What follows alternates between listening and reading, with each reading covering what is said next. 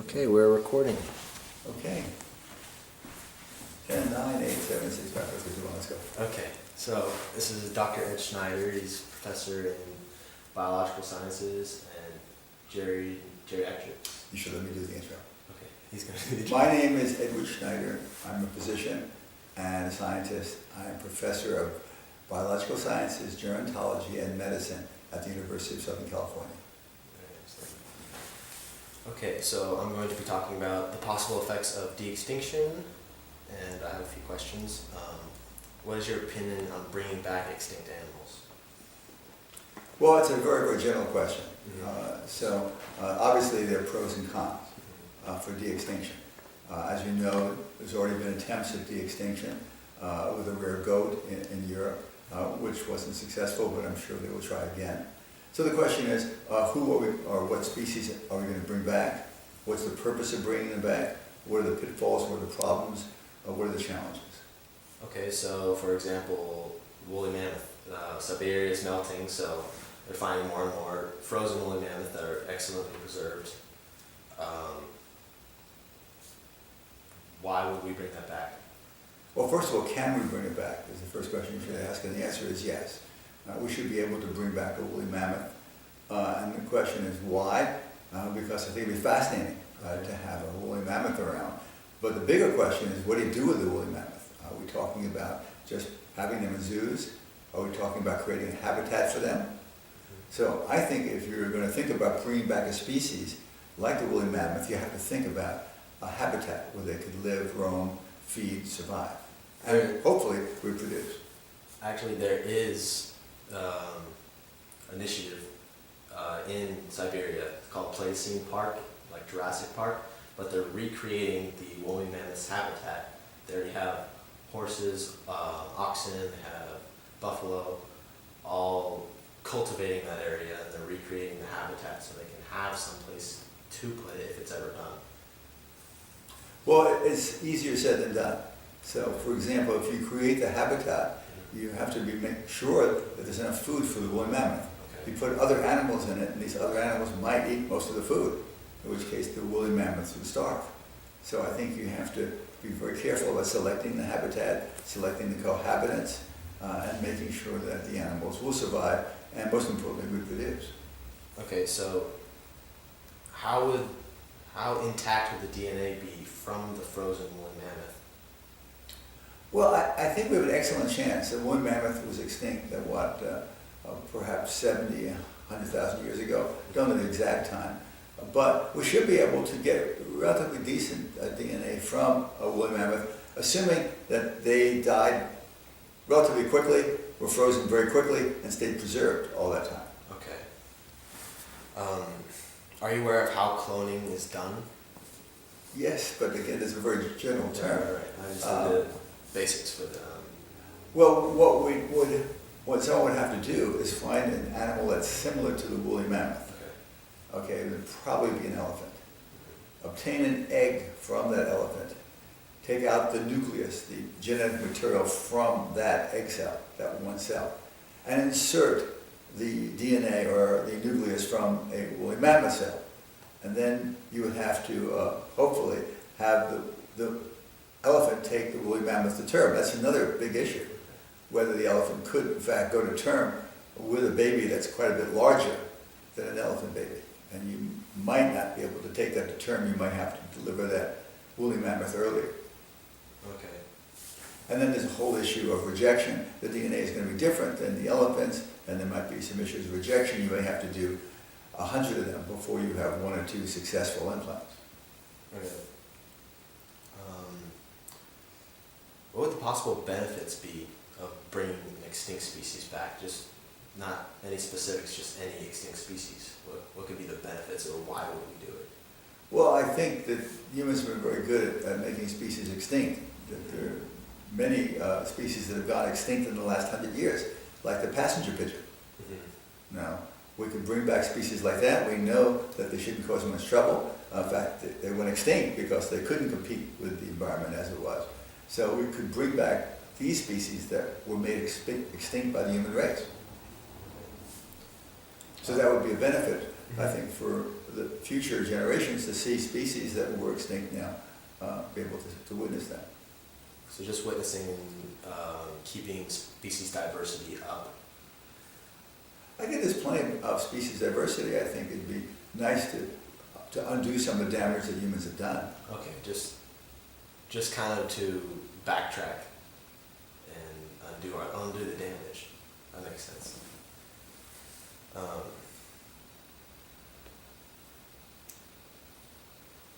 don't have questions. You're going to ask me, the question you're going to ask me is, think out of the box. Okay, so let me think out of the box for you. Okay. Let's assume that a meteorite hits Earth. And it's very possible. There are various scenarios where it could do this. And the meteorite is enormous. It is 50, 100 miles in diameter. And it puts up such a cloud of dust that it obscures the sun for 5 or 10 years. And basically, all the agriculture on this planet comes to a grinding halt. And this could wind up making the human race extinct. That we may or may not survive. Let's assume we don't survive. And that most mammals disappear.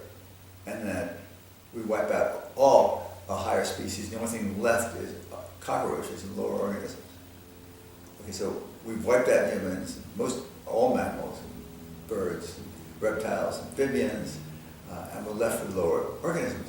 Say an alien group like humans comes to Earth, in perhaps 7,000 years later after this, and looks at the situation on Earth covered with cockroaches and other lower organisms, and sees the remains of what looks like a higher civilization. Does its research and finds out that there were a variety of organisms, amphibians, reptiles, mammals, birds, and these human beings who were extremely numerous and created these cities and these towers and these bridges and everything else.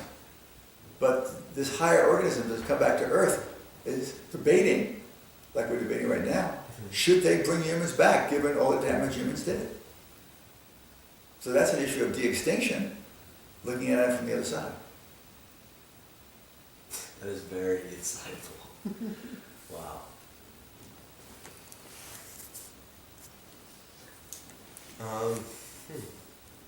Well, let's look at the issues of which species we could bring back.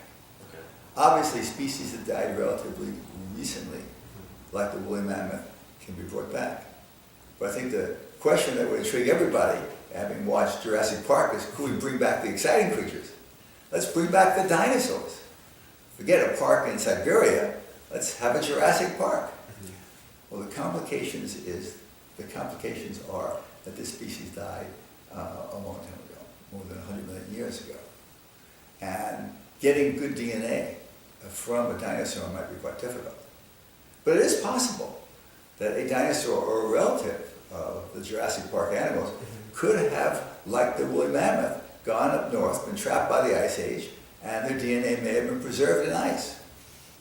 And the question is, do we bring back a dinosaur?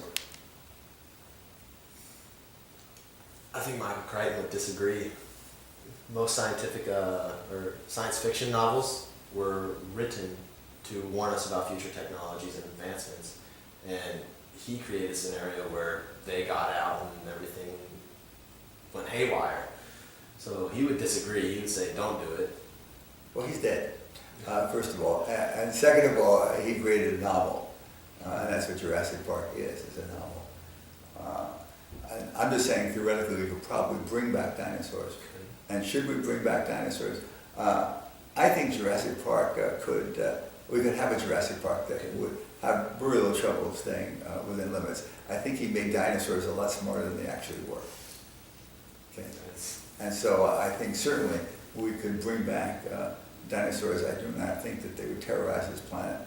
I think it would be interesting. I think we could put them on an island in some circumscribed boundary where they would be constrained. I don't think you'll find Tyrannosaurus rex swimming across oceans to make it to the mainland of the United States and terrorize populations. I don't think it's going to happen. Or raptors, for that matter. So I think it's possible. I think it would be interesting. And I think they can be constrained.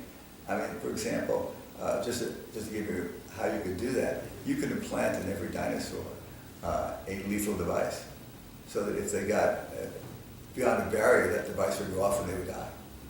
So there are all kinds of ways to, we do that now. Of course, we don't kill these people, but we right now have a way to keep patients with dementia within a facility by putting a device on them that warns people they've left the facility.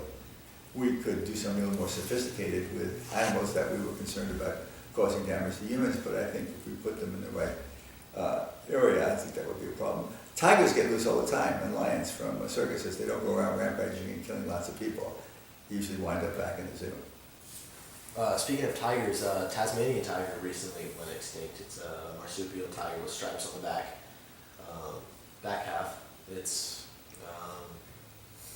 recently went extinct, so bringing that back would just be, I guess, for fun, right? That's what you've been saying. No, I didn't say for fun. I said, for example, we have a lot of right now theories about dinosaurs. Okay. We have one group of people that indicates that dinosaurs were warm-blooded. We have another group that says that they're cold-blooded. And that's an example of one thing that we solved very quickly by bringing the dinosaur back. We can learn all kinds of information about species that we right now just guess about.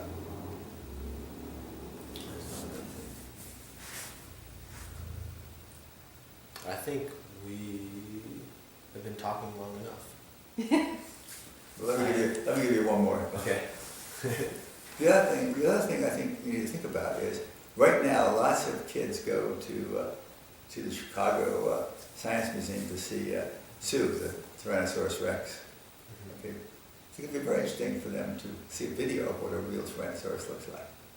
And then we don't have that right now, but we could eventually do that. And I don't think a Tyrannosaurus or a raptor will be any more dangerous than a tiger myself. That makes a lot of sense. But tigers are a hell of a lot smarter. Okay? Okay. Thank you very much. That was exciting. Okay. I hope I helped you. Was that long enough? Yes, 10 to 15 minute interview in 10 minutes. 10 minutes and 28 seconds. Okay. Thank you very You're much. welcome. You're welcome. So, what year are you in? I'm a senior. Where are you going to go to college? Cal State University, Dominguez Hills.